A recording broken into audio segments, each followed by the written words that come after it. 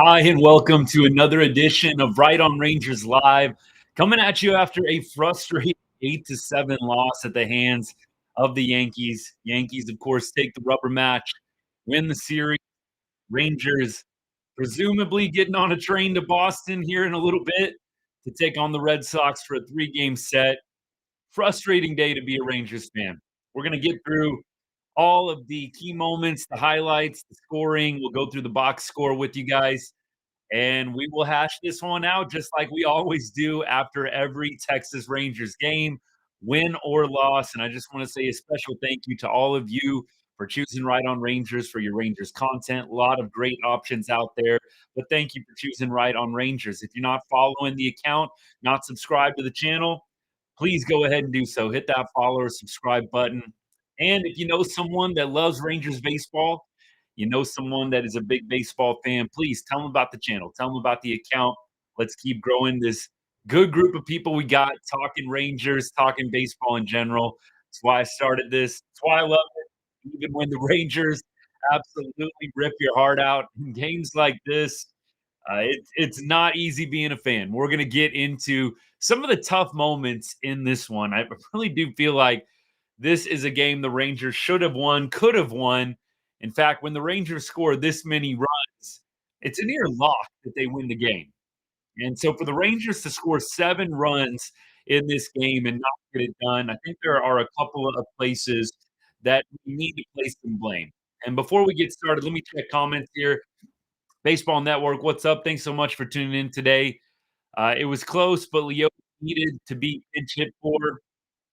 You know what? That thought crossed my mind, but honestly, I hashed it out, and I really don't know who you would have gone with in that spot. I know that there are some people that would have probably much preferred to have a guy like Grossman up there.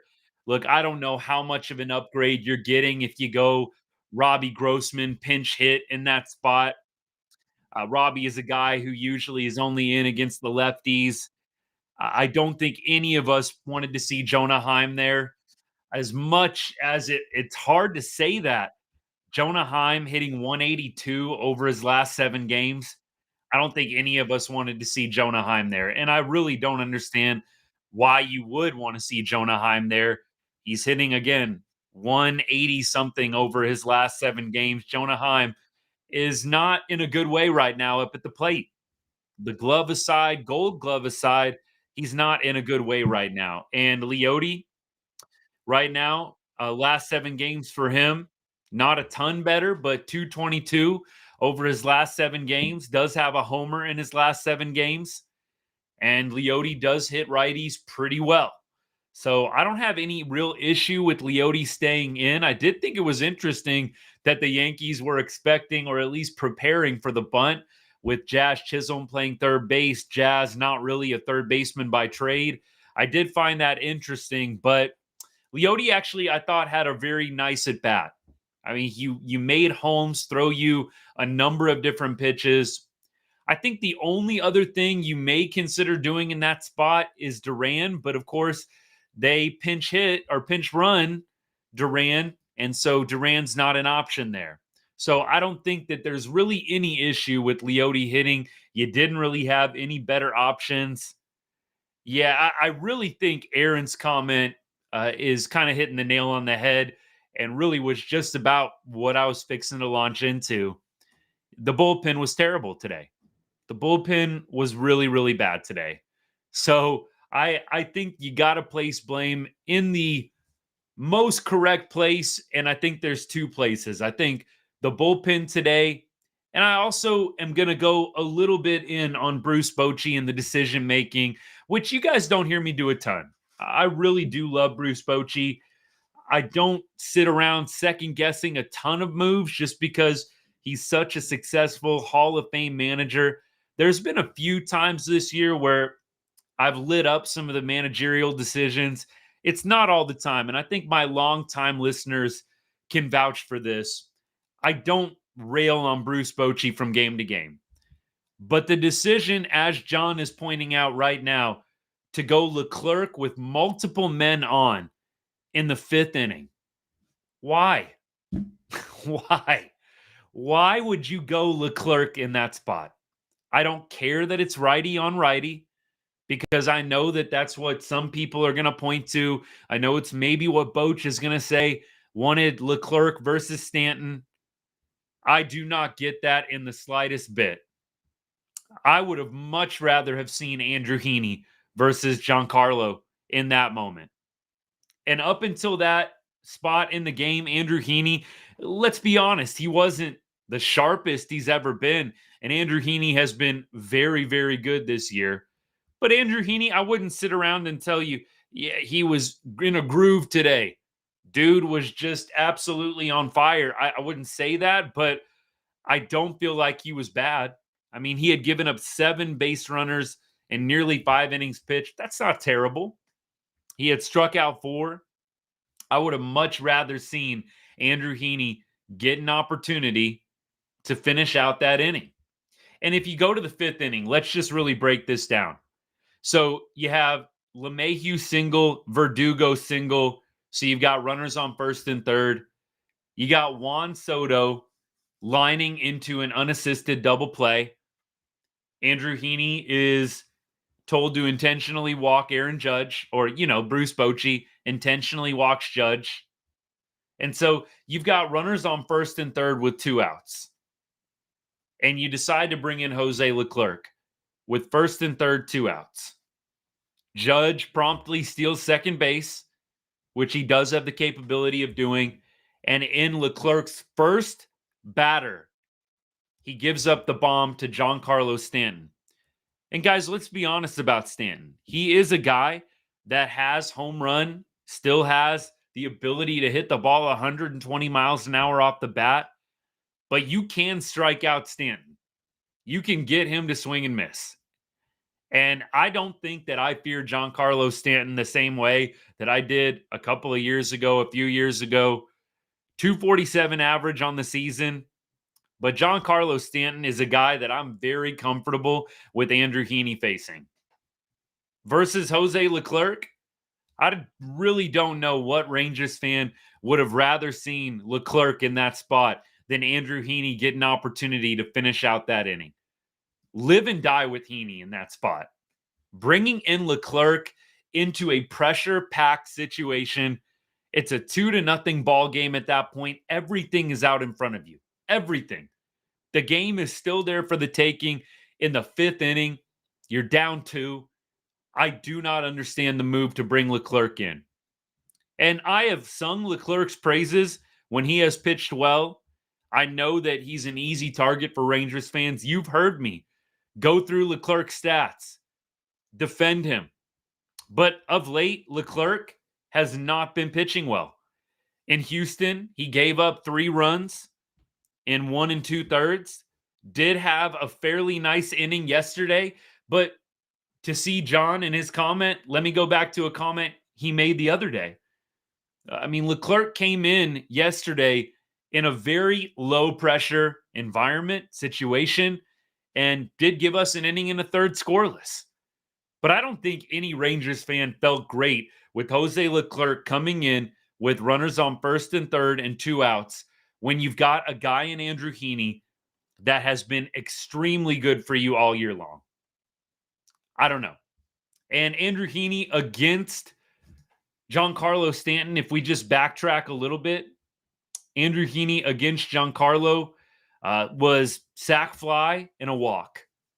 So Giancarlo in that 1st inning, thanks to a Josh Young error, Giancarlo in that 1st inning had the opportunity to hit a fly ball, sac fly, to get a run in, to get Alex Verdugo in, who reached on a Josh Young error. But in that sac fly opportunity, the ball did travel very far. Giancarlo gave it a ride, 94 off the bat, 363 feet to center field. He gave it a ride, no doubt. So maybe that's playing in the mind a little bit, but Giancarlo was 0 for 1 with the walk against Andrew Heaney. I am letting Andrew Heaney live and die in that at bat. You know what? If Giancarlo takes him deep, if Giancarlo gets a hit or gets on base or walks, whatever the case may be, so be it. But I am living and dying with Andrew Heaney in that moment. 1000%. You know what? Next coming up is Austin Wells. Austin Wells is a lefty. You know, you can potentially leave Heaney in to face the lefty if you walk Giancarlo Stanton, because at that point, it's first and third. If you walk Giancarlo, it's bases loaded. Aaron Judge had stolen, so you had the base open. And then you've got lefty Andrew Heaney against Austin Wells. If Giancarlo reaches on a walk or you don't like what's going on, and then you're able to pitch around him. Let's say you get 3 early balls on Giancarlo and you've got runners on second and third, walk him, and then you got lefty Austin Wells. I just don't understand that move by Bruce Bochy. Hated it. Felt like it was a huge decision in the ball game. Huge decision in the ball game. I want to keep going with a couple of other things, but I think Bochy's decision, combine it with the bullpen's lackluster effort, outing, whatever you want to call it, was the difference in this game. So we go to the bullpen and we look at the stats. We had Leclerc coming in, giving up the 3-run bomb. Festa coming in at that point. I don't understand Festa coming in. It's still a game. It's 5-0. I mean, when you bring in Festa, to me, you're kind of just asking for it. Like, if you're going to bring in Festa, bring him in later when the game's really out of reach. I would have much rather seen them bring in Chafin, even though he gives up the home run as well. Or what? He gave up multiple home runs, did he not? 2 homers. I don't understand the Festa move. Either go Chafin or Dunning right away. Not that Dane Dunning's been great, although he pitched well today. But the 2 moves by Bruce Bochy to bring in Leclerc and then bring in Festa, I do not get those moves. Unless you're just saying game over, let's just call this one a day and save some arms for the Boston series, which maybe Bochy was doing. That's what it seemed like to me. Otherwise, I don't get bringing in Leclerc with multiple runners on to face Giancarlo. I don't get Festa coming in after Leclerc either. Thought those were 2 really huge moves that cost the Rangers probably, if you just consider everything, the whole context, 4 runs. So Giancarlo hits the 3-run bomb to make it 5-0, and then Festa gives up another run. To me, that's 4 runs that I probably put on Bruce Bochy. Clearly the difference in the game. Don't think that those were the right moves there. I'm living and dying with Andrew Heaney against Giancarlo, and then I'm probably living and dying with Heaney against lefty Austin Wells, lefty on lefty matchup. So 2 huge decisions by Boch that I think really ended up costing in this one. By the way, in case anybody's curious, Heaney against Austin Wells, if you were to walk Giancarlo in that spot and let Heaney face Wells, bottom of the first, Wells flew out to Marcus Semien, pretty weak pop-up. And then from there, in the bottom of the third, Austin Wells grounded out. So Heaney had already gotten Austin Wells out twice. So if you don't want to face Giancarlo with Andrew Heaney, walk Giancarlo, go face Austin Wells lefty on lefty with Heaney, and then see what happens. Austin Wells was 0 for 2 against Andrew Heaney coming up right after Giancarlo. So I don't get that move at all. I don't think it makes a lot of sense unless Andrew Heaney told you something in a mound visit. He's tired. He doesn't have it today. Heaney was at 83 pitches. The dude was good for probably another inning. We probably could have got him to throw 6 innings if you allow him to get out of that today. And with a week of baseball in front of you, I really don't know why you wouldn't have. The Rangers have 7 straight games coming up after this one. Why would you have not have tried to get length out of Andrew Heaney today? 2-0 game, and you'd rather have Leclerc? You trust Leclerc more than Heaney? I know I'm going on, y'all, but those 2 decisions, bringing in Leclerc with runners on first and third, and then bringing in an inexperienced Festa in a 5-0 game, in a game where you actually came back and scored 7 runs from the 6th inning on. I know Boch probably wasn't expecting that. And so you bring in Festa to do what literally I just said, save some arms. But why not just let Heaney go 6 innings? Heaney could have easily thrown 6 today, save some bullpen guys with 7 straight games coming up. You got 3 with the Red Sox, and then I believe you got a 4-game set coming up after that with Minnesota. So I don't know what the rationale is. I'd love to pick Bruce Bochy's brain. Hopefully somebody asked him about it. As I always like to say, who knows? Let me keep going. Let me go back to comments. I went on for a while there. Baseball Network says, I'm sorry, I hate Jose Leclerc. Look, I'm souring on him of late, but I do say this a lot. I don't always feel like we put the relievers in the best of situations.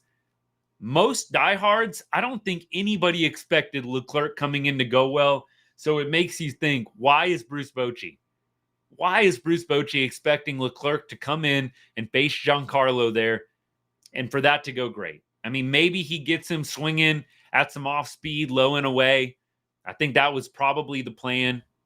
And if I go back to that Giancarlo at bat in the bottom of the 5th inning, I'm just going to look at the pitch sequence here for you guys and see what I can notice. So first pitch, cutter right down the middle. Second pitch, slider, swinging strike. Third pitch, ball, way inside. Fourth pitch, ball, fastball, way inside. And then you throw a slider out of the zone, low and away. Giancarlo goes and gets it. I think there's an argument to be made that Giancarlo just a better at bat there. I mean, that's not a pitch that's center of the zone. It could have probably been a little bit more outside. It's kind of a middle out pitch, but it's below the zone. Giancarlo goes down and gets it. I do think it was a little bit of a hanging slider, even though it does come down below the zone. I think ideally Leclerc would have liked to have gotten that one a little bit more on the edge of the plate. I do think Giancarlo had a good at bat. He went down and got it. But nevertheless, I'd rather have Andrew Heaney in that moment.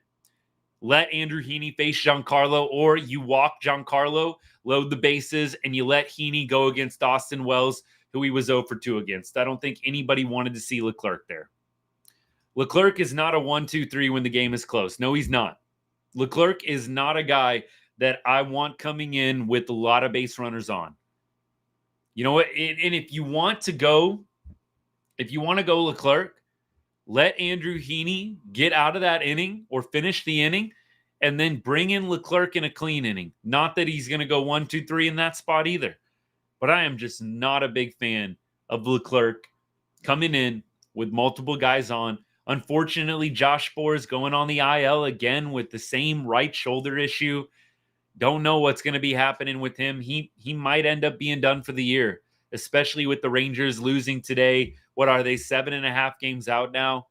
I'm not sure they're going to be rushing Josh Bohr's back. But ideally, you have Josh Bohr come in that moment. I think all of us would have felt a little better. I still say let Heaney finish that inning. Still say let him finish it. I mean, if you take away the fact that they intentionally walked Aaron Judge, Heaney had one guy on with 2 outs. Then they intentionally walk Aaron Judge, so now it's first and third. Andrew Heaney was at 83 pitches. Just don't get that. With 7 straight games coming up, Rangers don't have an off day this next week. Why would you not let Andrew Heaney pitch? Natalie says, why not run Jankowski for Lowe, then pinch hit Duran? I think that the idea here is that Ezekiel Duran, it's a righty on righty matchup. You look at Duran's numbers, and look, I really don't think Zeke Duran has been killing it since he came back up. Now, I know that he hasn't gotten a ton of opportunities, but Zeke Duran is hitting 133 in his last 15 major league at-bats. So I'm not a big fan of bringing Zeke Duran in and taking the bat out of Leote's hands. As much as Rangers fans might not think it, Leote, out of all the options we had, was actually the best one going. Leote's hitting like 220 over his last 7 games. Everybody else that you could have possibly brought in, again, you bring in Robbie, you're having him face a righty, not really a spot that he's been in a bunch this year. Jonah Heim hitting under 200 in his last 15 games. Duran hitting like 133 in his last 15 major league at-bats. I don't think there's really any other better option than Leote in that spot. So I'm okay with the Leote move. Leote had a good at bat. He didn't get it done. But Leote, saw 6 pitches? It's not like Leote went up there and took 3 straight strikes. There was no better option. And that's sad. Heim should be the better option. But that tells you a heck of a lot about what the Rangers think of Jonah Heim right now. The fact that the Rangers didn't pinch hit Jonah Heim for Leote there tells you all you need to know about how badly Jonah Heim is going right now, because I think that would have been like a hands down, don't even think about it. Jonah Heim is out there. Now, the only thing I want to see with Jonah Heim, which I'm going to look up for y'all right now, how's Jonah Heim been against righties in his last so many at bats? I'm going to see if I can figure it out. I don't think it's going to be super easy on the fly. But this year, Jonah Heim against righties, I'm going to say he's probably hitting a little bit better. So this is actually crazy. He's actually hitting righties at a 233 clip. I thought it was almost identical batting averages for a second. That's what I thought was crazy. So it's 223 against lefties, 233 against righties. On base percentage, nearly identical. So what that tells me is, look, even against a righty in that spot, Jonah Heim not hitting great. Don't know how well he's been hitting righties, lefties in his last, so many at bats, but I just think that tells you everything you need to know about what the Rangers think about Jonah Heim. And I saw Evan Grant, Dallas Morning News Rangers reporter, tweeting that the plan is basically to start fully platooning Jonah Heim and Carson Kelly. I think that is the right move at this point. You do lose, I think, a little bit behind the plate defensively, having Kelly take away opportunities from Heim. But I think at this point, you will take the offense. And Carson Kelly brought the offense today. Kelly, if you didn't catch it, 3 hits today, I believe. Carson Kelly hit a homer today as well. This is everything you want from your bottom of the order guys. And if Carson Kelly can deliver these kinds of performances, doesn't have to do it every day. Like, dude, I've said this so many times, y'all. Can we just get the bottom of the order guys going Can we just get them going 1 for 4? Like, I don't need Carson Kelly to get 3 hits. I love it. I don't need 3 hits from Carson Kelly. I just need him not to go 0 in 3 straight games, which is what Jonah Heim was doing. So Carson Kelly, that dude is going to get more at bats. I feel bad for Jonah Heim. I mean, all these guys that won the World Series for us last year, I feel bad seeing them get less and less playing time. Feel bad seeing them get dropped in the order. But it is what it is. The offense is not going well right now, and we got to do something. So Carson Kelly taking advantage of the playing time, hitting a bomb, 3 hits. Maybe we'll see him in the lineup tomorrow as well. I mean, and it's kind of telling too. It's not like he's in there with a lefty. Like, you know what I mean? I could see them benching Heim against the lefty because Heim's been worse against lefties this year. But Stroman was pitching today and they slotted in Carson Kelly. So I don't even think that it really matters in their minds if it's a lefty or a righty with Heim.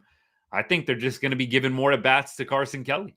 Why not? At this point, I'm fine with it.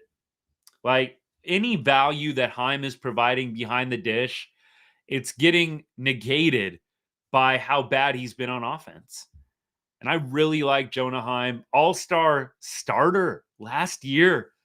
That is what is so hard about this season, y'all, is like these guys were all-star starters for us last year. Josh Young, Semien, Seager, Carson Kelly, Jonah Heim. Jonah Heim was an all-star starter, 95 RBIs. Now Carson Kelly taking a spot.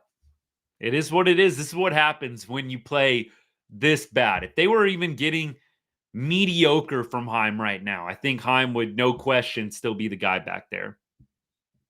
Aaron says, Bochy has a habit of putting in these one-inning pitchers in high-leverage situations.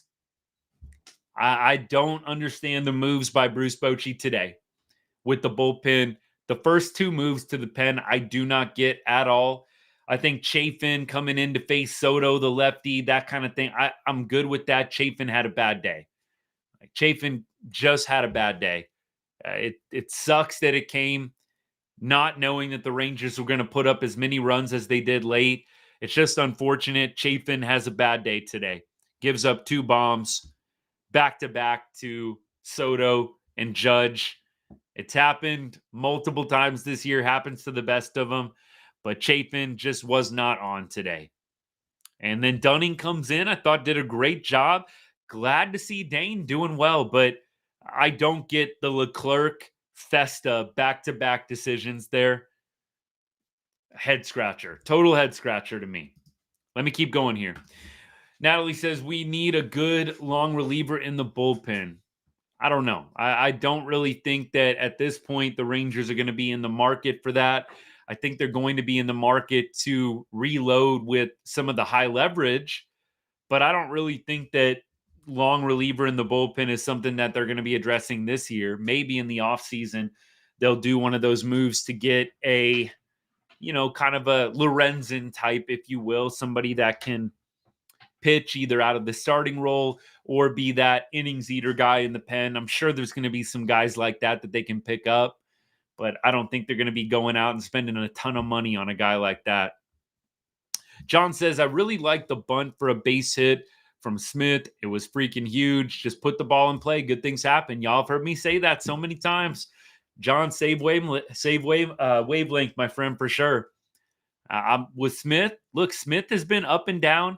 Wouldn't say he's been hitting great. He's had a few nice games. He had the big home run against Houston. He had had some nice hits this series as well. But Josh Smith, get on anyway. 100%. I'm with you there.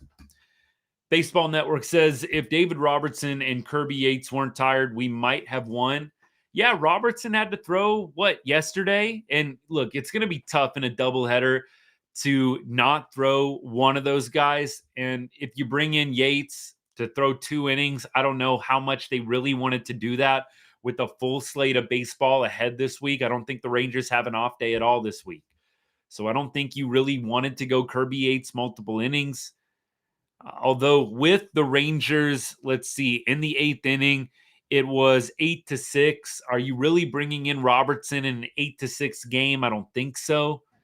I think that they did everything that they could have. And honestly, you look at the last 2 innings, maybe the mistake was bringing in Chafin, but Chafin was coming in to face Soto, lefty.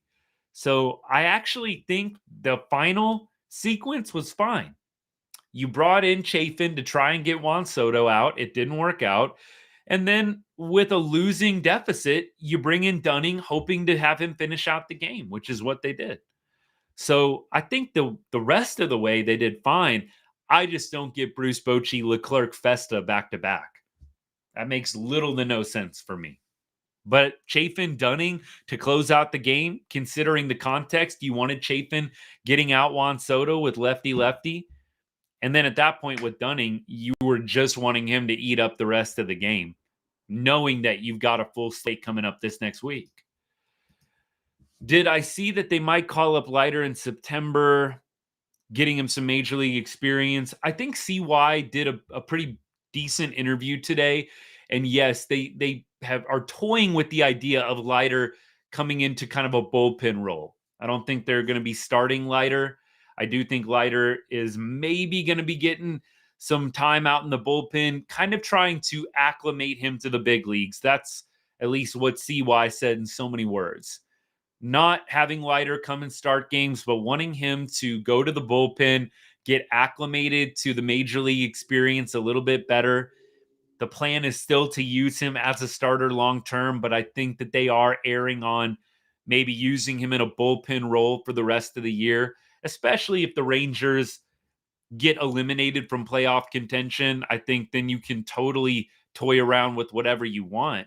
So I'll be interested to see if Leiter pitches better out of a bullpen role. It sounds like that is what the Rangers are going to want to try and do with him, at least for the rest of this year. Then maybe going into the offseason and spring training, you try and reload him back up as a starter, and you see how he does in the spring, and you go from there. But I like the idea. I trust CY, all those guys, the pitching coordinators, Bush, all of them know best. It might not be a bad idea. Leiter obviously got lit up in his 2 major league starts, so maybe in a bullpen role, a little less pressure. You bring him in, kind of use him like you're using Dane Dunning right now. Eat up some innings when you're at a deficit or when there's a big lead. I think that might be wise to do with Leiter. We'll see what happens. Do I think that they might try Carter in the leadoff spot next year? I think that they're going to be looking at about everything in the offseason. I think that this Ranger season is probably going to cause CY to lose a lot of sleep. I mean, look, if I was in his spot, I'd be losing sleep right now, wondering how a World Series championship team has taken this big of a dump in 2024. There's so many guys that have fallen off, that have regressed. I was glad to see Adolis Garcia have a nice weekend. And of course, in that 9th inning, got a hit to make it an 8-7 ball game. I was so hoping he was going to go yard and put the Rangers on top. Wasn't meant to be, but look, Dolly extends the inning, not getting greedy. But at the same time, Dolly, he's regressed from last year. Jonah Heim has regressed. Nate Lowe, I don't know if I would say regressed. I think you're getting just about what you expected from Nate Lowe. Corey Seager has regressed a little bit. And when I say that, guys, please take that with a grain of salt. I mean, Seager is still producing, no doubt. You look at the box score today. But I think Corey Seager's numbers probably a little bit down this year, RBI-wise. I think we can be real. Corey Seager probably capable of a better year. I don't think we're blaming him like full on. He's the main reason we are where we are. I wouldn't say that. I think Marcus Semien is probably somebody that I would look to a little bit more, and bringing it full circle with this Evan Carter in the leadoff spot question. I don't really know what they're going to do with Marcus Semien. Marcus Semien regressed this year. Marcus Semien is not having an awesome year. I know he was an all-star, but for the kind of money that you're paying Marcus Semien, I don't think Semien is having a great year. He's got a 240 average, 315 OBP. That's just not a guy that you want at the top of the order. That is like a 6 or 7 hole hitter right there. 241 average, 315 OBP, 717 OPS. Marcus is hitting 160 over his last 7 games, 207 over his last 15, 292 OBP over his last 15 games, 12 for his last 58. Marcus is not in a good way right now, and it's a big reason why the Rangers have struggled, and they've tried to move him to the 3 spot. I still think around the league, he's got enough respect that the 3 spot isn't the worst position for him. But Marcus is not producing at the level that the Rangers need him to for this team to be a winning playoff ball club. Now, Corey Seager, I know we were just a little bit hard on him. At least with Seager, you've got the on-base percentage there. I mean, Corey Seager on the year, 353 OBP. You'd love for that to be a 375 or maybe a little bit higher. But at least Corey Seager is still getting on base with walks. He's still getting base hits. It's just nobody is behind him to hit him in. Marcus Semien not producing. Wyatt Langford a little bit down. You're having him hit 4 or 5. Josh Young hasn't quite come into his own yet, and he's still coming back, getting into his groove from being out of the game for a long time with the wrist injury. The Rangers just don't have enough middle-of-the-order guys that are producing. And that is a big reason why they've struggled, although scoring, 17, 16 runs their past 2 games is a welcome sign. But the Rangers had some big moments in this game that they just did not come through with. They had some moments where they had big opportunities. Corey Seager had a couple today. Corey Seager had a couple of moments in the bottom of the, was it the 8th inning? Bottom of the 8th inning. I'm going to scroll through really quick. Corey Seager, bottom of the 8th inning, or top of the 7th inning. Corey Seager has bases loaded, strikes out swinging. And I know Siegs isn't going to come through in every big moment, but that's a huge moment for Seager where we need him to have some kind of productive out there. You can't strike out swinging. The best hitter on the team can't strike out swinging. And then Marcus Semien ends up reaching on a fielding error by Jazz Chisholm. But look, that could have easily have been 2 straight outs from our best 2 hitters.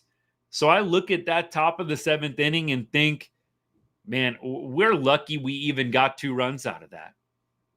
So Marcus Semien, Corey Seager, top of the 7th inning, just a huge moment in the game. And Semien puts the ball in play at least, but let's be real. We easily could have been down 6-1 going into the 8th inning or worse. We're lucky Jazz Chisholm doesn't have a lot of experience at third base. So the Rangers just not getting enough in the big moments from guys. Not getting enough. And it's a big reason why we are where we are in this season. And then Corey Seager comes up as well in the top of the 8th inning? Top of the 8th inning, Siegs comes up and we get the little weak ground ball over the pitcher's head. I mean, that was a moment. You've got a runner on second base. You've got an opportunity to drive in Josh Smith. And that would have made it at that point an 8-7 ball game. And Seager grounds out. So this is why we do box score review, because Seager goes 2 for 5 today. But arguably in the 2 biggest moments that he had in this game, he didn't produce. And so I'm not blaming Corey Seager for the loss, but it's just unfortunate. And it's just kind of the season in a nutshell. You're getting these huge moments in games, and even your best guys aren't coming through. And so in a way, you kind of live with the results. You can't second guess. You got Corey Seager up there. You got your best hitter up there with bases loaded and with an opportunity to put the game, either tie it with a bomb or at least make it 8-7, and Seager both times getting out. You live with that. He's your best hitter. And it's just how the Rangers season is going so far this year. Of course, in that 7th inning, Josh Young had an opportunity to extend things, and Josh Young went 1 for 5 today, but he didn't come through in his spot. Later on, Josh Young came up with the 9th inning, and the Rangers had a nice little 2-out rally there, but Josh Young, Marcus Semien, back-to-back strikeouts in the top of the 9th. Wyatt Langford draws the walk, and Wyatt Langford was 1 for 4 with the walk today, so on base 2 out of 5 times. Good for him. Nate Lowe, 1 for 4, and he drew a walk today. I think Nate Lowe had some opportunities today that he didn't come through with. We had Young, Lowe, Seager, and Taveras in that very last at bat, all leaving runners in scoring position with 2 outs. So what that tells you is the Rangers weren't getting the big knock with 2 outs. Not consistently enough today, at least. Runners in scoring position, 3 for 11. The Rangers leave 10 different people on base. Oof. Ugly. Not good. Not good. Baseball Network says Semien going back to Toronto. I think Semien's riding out the contract all the way through. I'm interested to see what the plan is with Marcus next year. Like, are they just thinking Marcus is going to have a rebound year and they're just going to go ahead and pencil him in 1 spot, 3 spot? Or are they going to do some insurance, if you know what I mean? Are they going to get a little insurance policy for Marcus? Not that they're going to go out and get another second baseman, but are they going to get somebody that could potentially fill some of those roles that Marcus has been in? I don't think that it would be a terrible idea. Natalie says, I think we will see a different Langford next year offensively. Hope so. I think that Langford getting more experience this year, maybe next year he'll come into his own. I think right now it's kind of hopeful thinking. I don't know if there's been a lot this year to make you think that Wyatt is going to be our 3-hole hitter next year. But could he develop into that? 100%. And I hope he does. But I don't know if I am going to be holding my breath for that. I think right now you got to pencil Wyatt Langford in as a 5th or 6th hitter. And if he ends up having a killer spring and a great start to next year, then maybe you do consider moving him up. But right now, I'm not expecting Wyatt Langford to become a 3-hole hitter or even a cleanup hitter next year. I'm expecting him to be my 5th or 6th hitter, and hopefully over the course of the season, he continues to develop.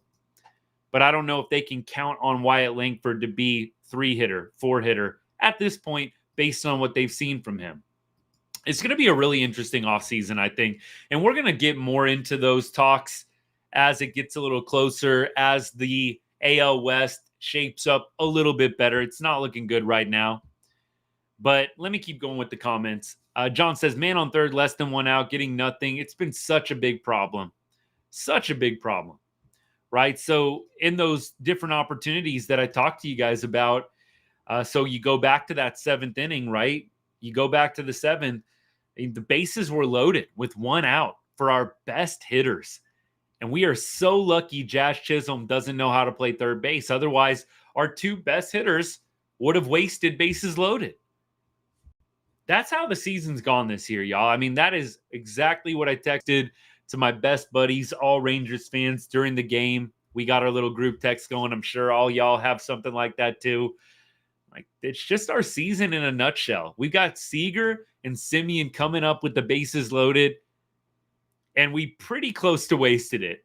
Again, if Josh Chisholm doesn't make that error on the Marcus Semien ground ball, it's very easily not scoring anything, and we're going to the bottom of the 7th down 6-1.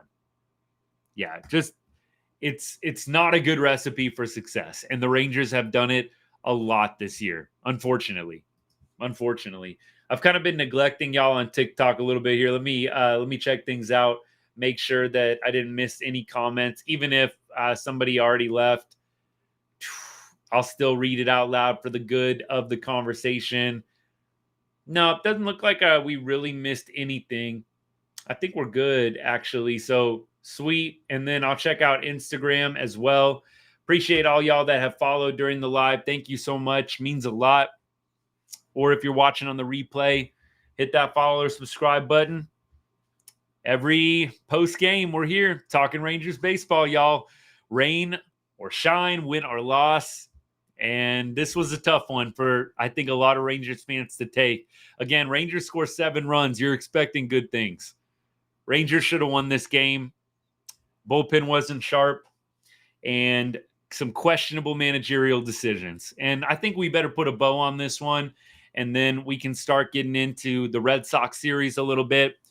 Again, the box score looks pretty decent. Carson Kelly, I think, probably the guy we got to highlight the most. 3 for 4 with the home run, 2 RBI. Jonah Heim going to be losing out on some playing time. That was confirmed today. We will be seeing a lot more of Carson Kelly. Garcia, 2 for 4 today. I think he was hitting darn near 500 this series. So Dolly maybe starting to turn it around. He's raised his average up to 220. It was at like 207 earlier this week. So Garcia heating up a little bit, a good sign. Nate Lowe, we already talked about. Wyatt Langford, we talked about. Josh Young, same. Semien 0 for 4. Did have a walk, but 0 for 4. It is just painful to watch Semien continue to struggle. I think it's a big reason why the offense has struggled. You don't have that 3-hitter that's consistently driving the baseball, getting on base, driving in runs. Seager, I think, is on a really good stretch right now. We look at Corey Seager, last 7 games. The numbers aren't awesome. He is hitting 300 over his last 15. But Seager, 233 over his last 7, 4 homers, though, in his last 7 games. So the long ball's been there. The average, not quite. And he struck out 9 times in 7 games with only 1 walk. So that's why I say Siegs, I would not say is going at his absolute best right now. It just goes along with everybody else and everything else with this team. You're just not clicking at the right time. And then you got Houston on the other side sweeping the Red Sox. It just might not be the Rangers season, y'all. I'm not totally extinguishing the flame at this point on the 2024 season, but it's getting close. It's getting close. You lose another series while Houston racks up the dubs, and it's not going to be pretty. It might be all she wrote. So we're going to keep things going here. Back to the comments, and then we will focus solely on the Red Sox series right now. Probably good to flush this one out. Of course, if y'all got anything from today's game, questions, anything you want to throw my way, be my guest and I'll come back to it. But after this set of comments, we'll get into Red Sox here. Let's see. Malcolm Moore, catcher of the future. Yeah, I mean, Kelly's a rental. So who knows what they're going to do at the catcher position. I don't know if they're going to be rushing any of the draft picks. I think they'll be looking in the offseason. I think Jonah Heim will probably get another opportunity to be the guy, see how he does in spring training. I don't think they're going to just dump him. That would really, really surprise me. But I do think they're going to have their eye on a catcher in the offseason, bringing him in, a guy that can swing the bat a little bit. I think you could kind of afford for Jonah to have a down year if everybody else would have continued to have hit. Doley continues to hit. Maybe it doesn't matter Jonah Heim's hitting 230. It's unfortunate, though, for Jonah. He's just doing really badly at a time when a lot of other people are doing really badly. I totally think if this offense was clicking for the most part, Jonah has a down year. You say, yeah, but he's an awesome catcher. He's only hitting 230, whatever. He's a great catcher defensively, Gold Glover, manages the pitching staff well. We'll deal with the bad bat. But unfortunately, Jonah is cold along with a lot of other guys in the Rangers lineup. And so his offensive stink gets magnified that much more. So we'll see what they do at the catching position. I don't think they're going to be rushing any of the draft picks or any of the minor leaguers up. I think they'll give Jonah Heim another chance, but I do think they'll be in the market for a catcher that can swing the bat a little bit in the offseason. All right, let me keep going. Let me talk through the Red Sox series here. So as we look ahead, Monday, Tuesday, Wednesday, Rangers will be at Fenway. Hopefully they will take 2 out of 3. I think that might be what they have to do if they want any chance of continuing to play meaningful baseball into September and, dare I say, October. But they will be throwing Tyler Mahle tomorrow, and they will be facing Bello, the Red Sox starting pitcher, probable for tomorrow. Right now, I think the probable matchups are all the way set through the entire series, if I'm not mistaken. So let me just go through who we're throwing, or at least planning to throw, if it's even up. Orania is going to be going on Tuesday. And then on Wednesday, loading, technology. Let me see who we got. On Wednesday, it looks like we are going to be determined at this point. We'll see who they decide to throw Wednesday for the Rangers. But Houck will be throwing on Wednesday. So we face him again. I think we actually had a pretty good game when he started. I think that was our one win in the Red Sox series, if I'm not mistaken. So we'll see what happens. But Brian Bayo, sorry, I know I said the wrong pronunciation. Can't keep track. But Bayo, he is going to be coming into this game not having pitched his greatest. Right now, Bayo has a 5+ ERA. Bayo is the probable starter for tomorrow's game if you're just coming into the live. So maybe we're catching the Red Sox at a good time in the rotation. So they will throw Bayo tomorrow. And then the Red Sox on Tuesday, will be throwing Crawford, who hasn't been anything special this year. So I think we're seeing 3 guys that we have a pretty good shot at hitting well. I think they're all righties. So, hey, we'll see what happens. But in terms of the matchup, Rangers line up against Bayo, Red Sox line up against Mahle. I'll give you the Rangers first, and then we'll go Red Sox line up against Mahle. So against Bayo, Duran 1 for 2, Doley 1 for 7 with the homer. Grossman against Bayo. Don't think we'll see Grossman, but he's 1 for 3. Jonah Heim 1 for 4 with the home run. Jankowski 1 for 3 against Bayo, the probable starter for the Red Sox tomorrow. Kelly is 1 for 3. So who knows? Maybe after the hot game today, 3 for 4 from Kelly. Maybe we'll see Kelly again tomorrow. Langford, no ABs yet. Nate Lowe is 1 for 8 against Bayo. Seager 3 for 9. Semien, 1 for 8. Tavares, 2 for 2. So there are some guys, it's a small sample size, but there are some guys that have had success against Brian Bayo, Red Sox probable starter for Monday's game. And on the other side, hardly anybody in the Red Sox lineup has faced Mahle. You've got Gonzalez, 1 for 1. Jansen is 0 for 1. And Dominic Smith is 4 for 5. Or excuse me, 2 for 5. My bad, 2 for 5.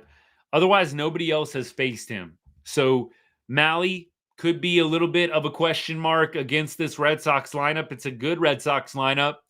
Red Sox just got swept by the Astros. Maybe Houston did us a little bit of a favor. Hopefully we can kick the Red Sox while they're down a little bit. And I think we've got some matchups that favor our offense. We did pretty well against Houck. And then Bayo and Crawford back-to-back coming into their matchups against the Rangers. Not quite at their best either. So we will see. Bayo over his last 7 games. He is 4.46 ERA. So he last time out pitched against KC in Kansas City, 4 2/3, 3 earned runs.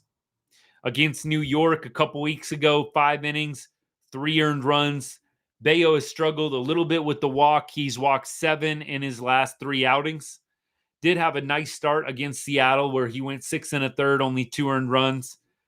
So Bayo, very good record on the year, but 5.16 ERA on the season.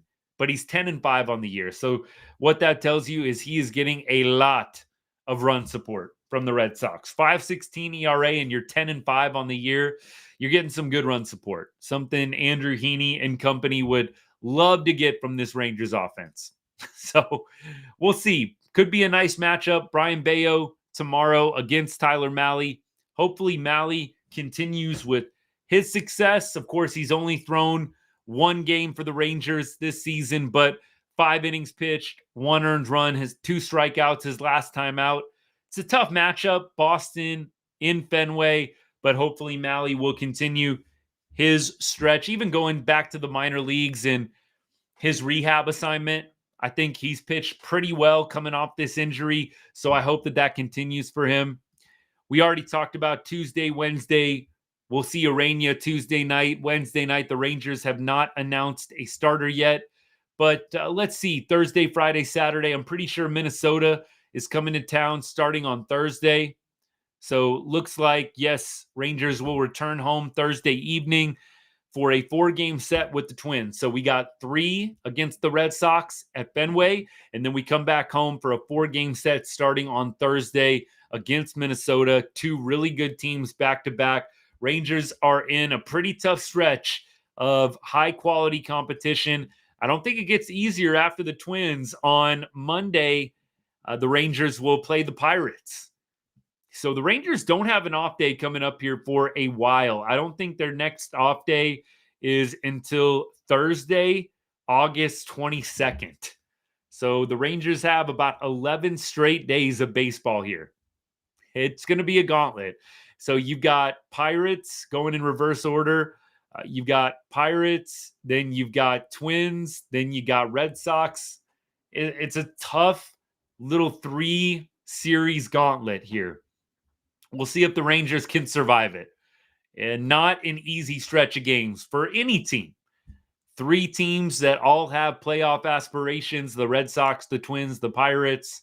Meanwhile, the Rangers continuing to flounder. And as we go to the standings, kind of do a little AL West roundup.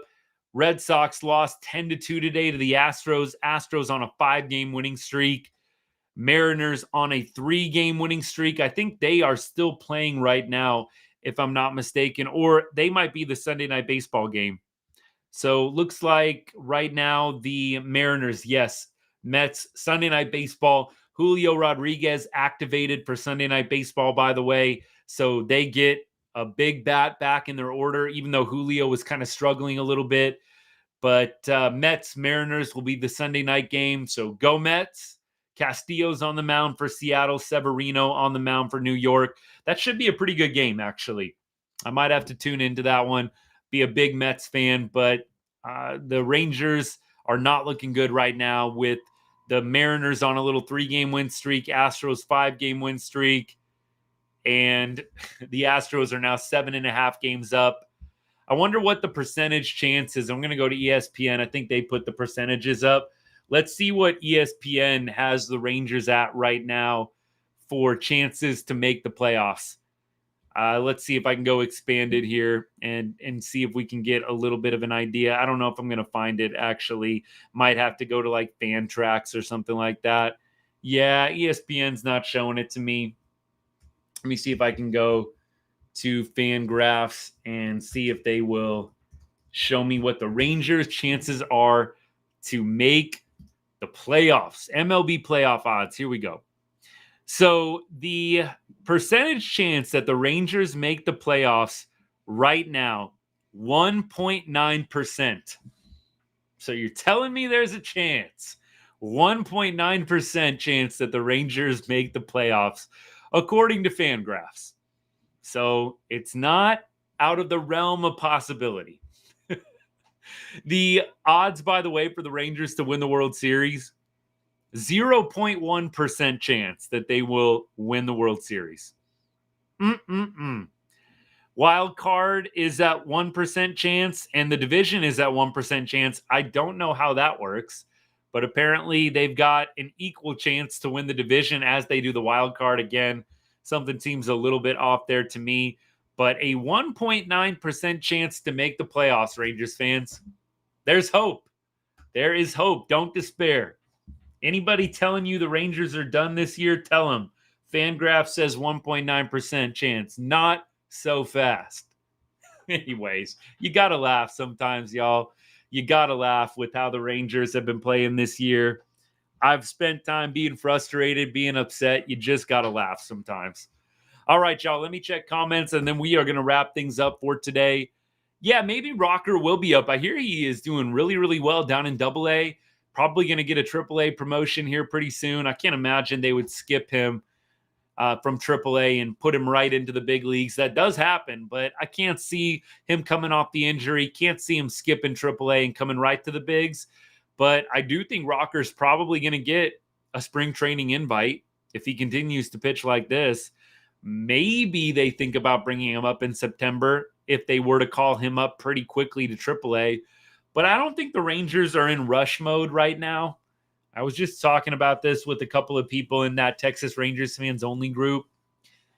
Like some of you guys maybe know Aaron, who's a longtime watcher of the show.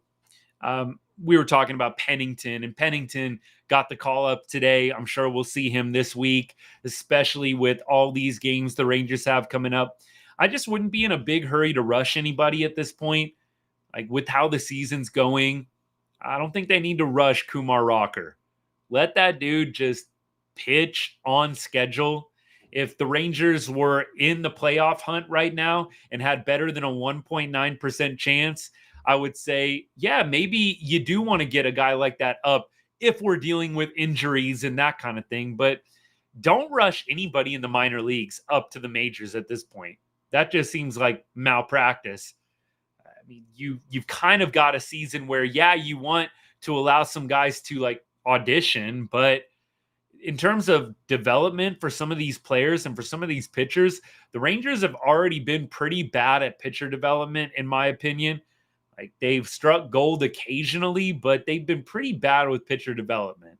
So I really don't want them rushing anybody up to the big leagues in a season where they're most likely going to be sitting at home in October. I hope that they prove me wrong. Badly hope that they prove me wrong, but it's not looking great right now.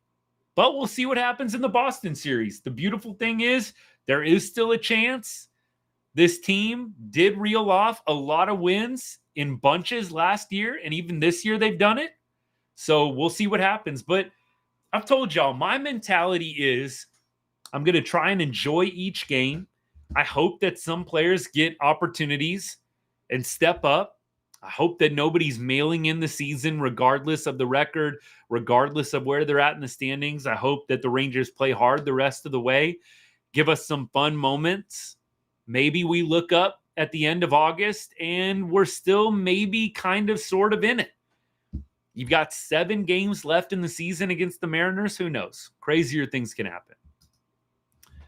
This comment says, even though they're losing these rubber matches, just seems like they play better ball against good competition.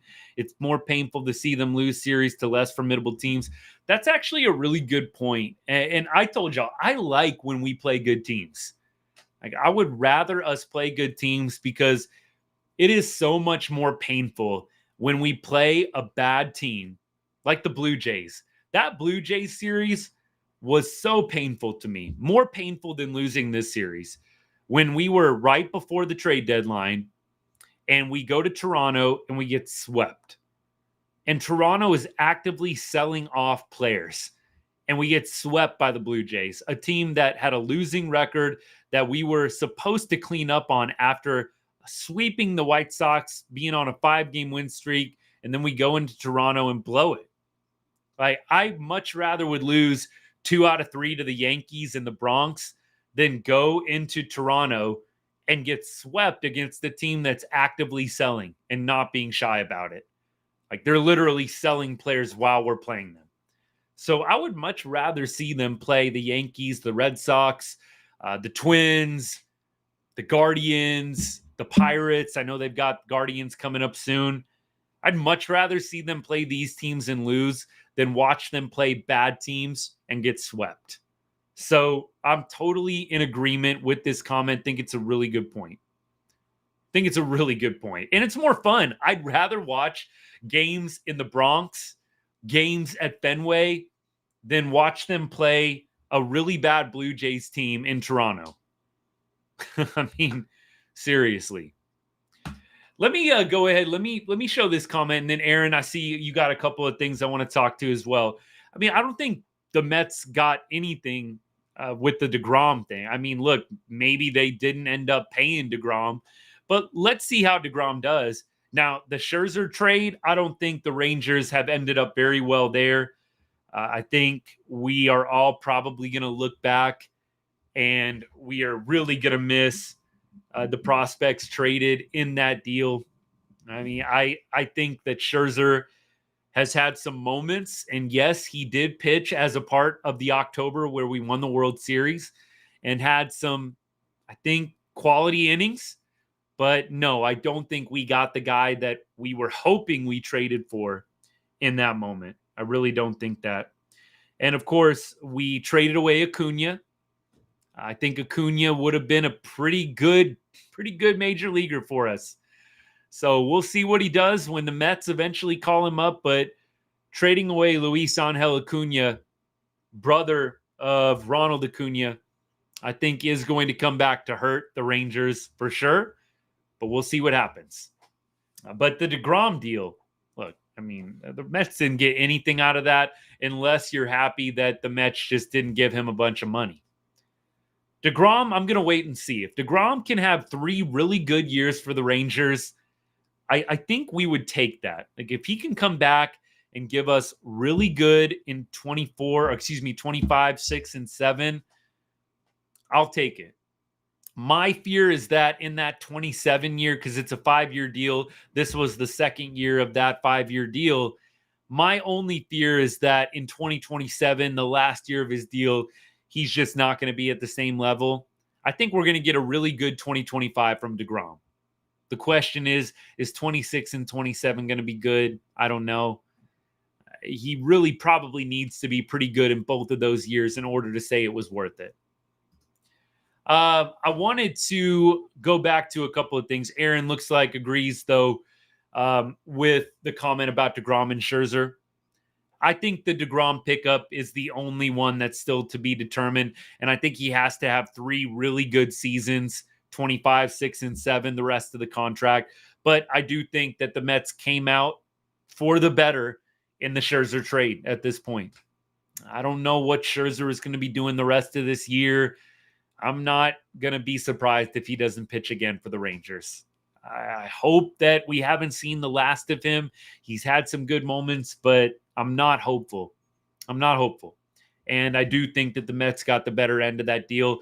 Mets were still paying quite a bit of salary to Scherzer. Rangers took on some of that as well. but I don't think that the Scherzer trade was a good one for the Rangers, especially giving up Luis Angel Acuna, who is probably going to be a pretty good major leaguer one day. Aaron says Teodo is performing better than Rocker. Teodo, I think, is definitely the guy that could potentially be on the horizon a little bit quicker than Rocker. Rocker has had a couple of really good starts down in AAA. I think he just had a really good one, if I'm not mistaken. I think last night or today or something. I don't know. Somebody maybe can help me out on that one. But I think Kumar Rocker's actually had a couple of really good starts lately. But Teodo, by and large, I do think has performed better consistently and might be a guy we see on the horizon a little bit quicker. So Rocker, in his last 3 outings on the 26th, August 2nd, August 9th, has not allowed an earned run. So on the 26th against Tulane, he went 3 innings, no earned runs. And then his last 2 starts back to back, he's gone 4 innings, no earned runs. So essentially 10 innings pitched, last 10 innings, no earned runs. And he has struck out, looks like a total of 16 in those 10 innings. So Kumar Rocker on a really good run right now. But I agree, Teodo probably going to be a guy we see a little bit sooner if I had to guess. Tristan, what's up, man? Thanks for tuning in. Go Rangers. Hope we can get a win in Boston. Maybe the Astros just got the Red Sox a little down and now we can come into town and do some more damage. That would be phenomenal. I am optimistic that the Rangers can go in and at least get 1 win. 2 would be great, but at least get 1 win. I don't think that the Red Sox are crazy, just leaps and bounds above the Rangers. I think they're a better team than the Rangers. But the Rangers can hang with some of these good teams. I think that is very, very clear. We were right in this Yankee series. I know we did get embarrassed in game 1, but game 2 clobbered the Yankees. Game 3, the one today, I think the Rangers were right there, could have won today's game. If not, for some pretty bad pitching performances in the bullpen, Rangers would have won this game. And the Rangers competed with the Red Sox as well. There were a couple of 2-run games in there, I think, pretty close. So I'm not going to be surprised to see them go to Fenway and have a pretty nice series. We'll see what happens. All right, y'all. Let me go headlines around major leagues here and see if there's anything notable. Again, Sunday Night Baseball tonight. Mets, Mariners, Julio Rodriguez activated. So the Mariners on a 3-game win streak get a little more help. Right now, Judge hit his 299th career homer today, and that was the winning margin. MLB headline here. That was ended up being the winning margin in the game today. So Aaron Judge, close to 300, hits his 299th career home run. We talked about Julio being activated. Another headline, Astros trio of homers to cap a big weekend at Fenway. Eovaldi and Scherzer returning to Texas for evaluation. So Nate Eovaldi, Max Scherzer, both going to be not traveling with the team to Boston. Both are going back to Arlington to be further evaluated. Not a great sign for Nate Eovaldi. Hopefully we'll see Evo back. I would think maybe sometime at the end of the month, maybe in a few weeks. I'm sure they're going to skip him at least a couple of times. So maybe we'll see him back in late August or early September. Scherzer, I don't know. I'm not holding my breath on Max Scherzer. Maybe we'll see him in September. Maybe. But if the season gets out of hand, you would think he would still want to come back to make sure that his value stays up. I don't know if Max Scherzer is ready to hang up the cleats or not. I don't know. I'm not sure. I don't think the Rangers are going to be re-signing Max Scherzer. I would not if I was CY. I don't think you're going to be re-signing Max at all, but I think a team might take a flyer on him. A 1-year deal, maybe, 10, 15 million. I don't think Max is going to be getting the big contract that New York gave him, but I think somebody will pay him somewhere in the range of 10 to 15 million for a year. I don't know if anybody's going to be giving him 2 years. Again, if I was a GM, I wouldn't be, but we'll see. Maybe there is some team that's desperate out there. Max Scherzer maybe will have a good offseason, get totally healthy. Maybe there'll be a flyer on Scherzer, but I can't see the Rangers re-signing him. Can't see the Rangers re-signing him. We have, let's see, a few others. Mets haven't scored in 19 straight innings. Is that true? Wow. Okay, so Mariners win incoming. Rangers deficit about to get even bigger. Hopefully the Mets can get a win tonight. Go Mets. Playing the Mariners. Any team ahead of the Rangers right now, I'm cheering against them. Astros, Mariners, hopefully can get beat as many times as possible over the next 2 months. That's the plan. I don't think there's any other headlines, though, really significant for us to go through together today. It's been a good live, y'all. Went a little bit longer than I thought I would, but sometimes after these losses, you just got to talk it out. It's a little bit of therapy getting on these lives at times, but I appreciate all the comments, the questions. Thanks for tuning in. 1.9%. Just keep hanging on to that 1.9%. There's a chance. It's not a good one, but there is one. And the Rangers will play again tomorrow with an opportunity to get some wins against the Boston Red Sox in Fenway. Always a fun time going to Fenway. Haven't been to the ballpark yet in my lifetime. It's on the bucket list.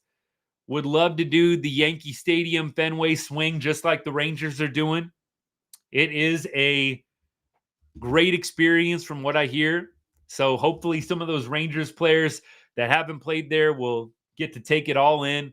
And hopefully they'll get to do so in the spirit of 3 wins. I'm putting it out there, manifesting it. That would be a phenomenal boost for the Rangers. Even getting 2 out of 3, I think, would be huge before we go back for a 4-game homestand with the Twins. Want to say, hope y'all have a great week ahead and a great rest of your Sunday night. Again, if you have not hit that follow or subscribe button, please do so. Share the account, share this video with somebody you know loves the Rangers or loves baseball. I'd be very grateful.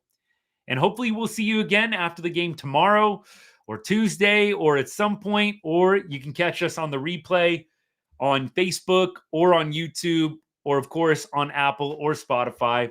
And as I always say here at Right on Rangers to end every show, God bless and go Rangers. Have a